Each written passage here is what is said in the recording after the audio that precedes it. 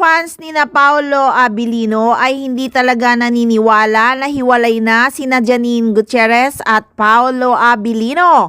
Nag-umpisa kasi sa blind item tapos ang hindi pagsama ni Paolo kay Janine sa Amerika.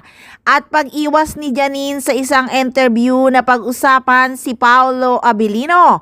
Maraming nasaktan sa tagpong yon pero nung Grand Bowl ng ABS-CBN, nahimasmasa naman sila dahil kahit hindi sila sabay na rumampa sa red carpet ay ramdam pa rin nila ang kilig sa isa't isa. Nahuli pa nga na isang mesa lang nakaupo sina Paolo Abilino at Janine Gutierrez. At kamakailan nga ay nagpadala pa nga ng regalo si Paolo Abilino sa kaarawan ni Nini. At maraming nakapagsabi na malalapit nilang kaibigan na still on a relationship pa sila at happy ang love life.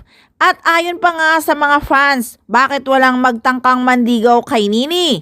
Dahil alam nila na may Paolo Abilino na nga si Janine Gutierrez, kaya walang magtangkang manligaw. Kaya hindi talaga sila naniniwala na hiwalay ang mga paunin. Alam talaga nila na very strong ang relationship ni na Paolo at Janine. Masaya na lang ang mga fans sa ganon. At sigurado ngayon ay ikalulungkot na naman ng mga fans ang nakalap na chika dahil wala pa raw nababalita na may gagawin ngang movie sina Paolo Abilino at Janine Gutierrez bago matapos ang taon na kagaya ng inaasahan ng mga fans. Pero mukhang nasasanay din ang mga fans at naiintindihan naman nila ang nangyayari sa dalawa. Ang pinangahawakan nilang ng paunin fans ay ang pagmamahalan na tunay ni na Paolo Abilino at Janine Gutierrez.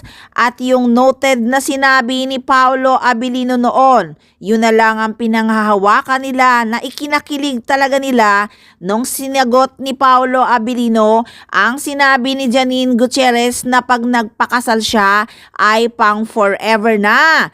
Ang sagot ni Paolo Abilino ay noted. So guys, wala pa raw balita kung may gagawin ngang pelikula ang dalawa bago matapos ang taon. Pero wait lang tayo dahil marami pa tayong aabangan na chika at updates ng paunin. Kaya tutok lang palagi dito lang sa Maarteng Machika!